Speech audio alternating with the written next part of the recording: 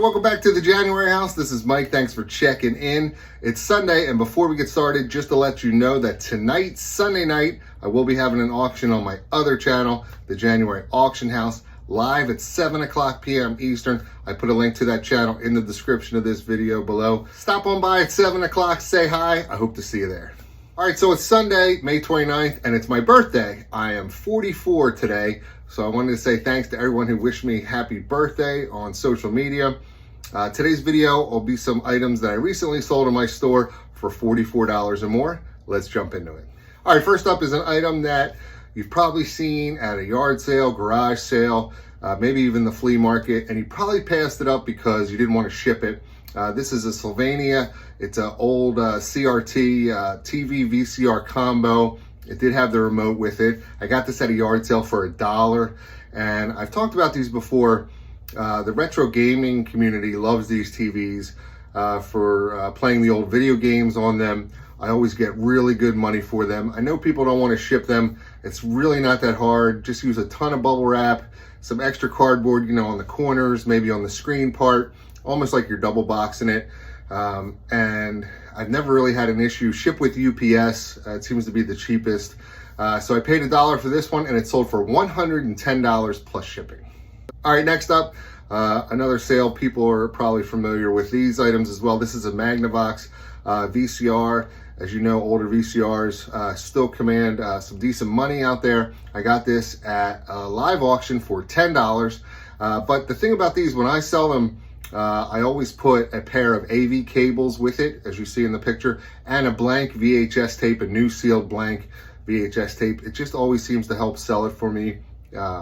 Maybe if you're not doing it and you have some for sale, maybe take some new pictures, add AV cables, add a blank VHS. It works for me. This one sold for $50 plus shipping. All right, next up is an Easton Beast X baseball bat. I'm kind of late to the baseball bat game here. I know my buddy Joe, the Philly picker, has been helping me out. When I see them at yard sales, I take a picture, I send it to them. But they're pretty easy to look up. They have model numbers on there. I just try to find them in the best condition I can. You know, some are beat up or dented or whatever. I usually don't pick those up. This one was in pretty decent shape. It did have some wear to it. I picked it up for $10 at a yard sale, and it sold for $44.95 plus shipping. All right, this next item really surprised me. This was a William Wegman single stitch t-shirt. I'd never heard of William Wegman. I don't really know what it is. It's got some picture of a dog with roller skates on it. I found it at the Goodwill. It's a single stitch t-shirt at the Goodwill, the regular Goodwill, not even the bins, on the rack, $4.99. And it actually sold twice. First, it sold for $80, and the gentleman canceled on me. So I raised the price a little bit, and it sold again for $85 plus shipping. Pretty good score there. All right, next up is a lot of 25 8-track tapes, mostly rock here. I got them in a live auction. I don't test any of these 8-tracks that I buy. I don't have an 8-track player. So I list them as untested, as is. You know, I describe the labels might be peeling and maybe missing or whatever, you know, dirty, untested, no refunds. So I had these up for maybe 15 minutes. I started them on auction, usually for double the amount that I paid. So $17. I started the auction for like $39.99 plus shipping. And after a few minutes, a guy messaged me and asked if I'd take 75, and I said no. And he said, how about 100? And I said, okay, sounds good to me. So these sold for $100 plus shipping. All right, next up is an item that you've probably sold or seen other people sell, a remote control. But you got to really look for some of these remote controls.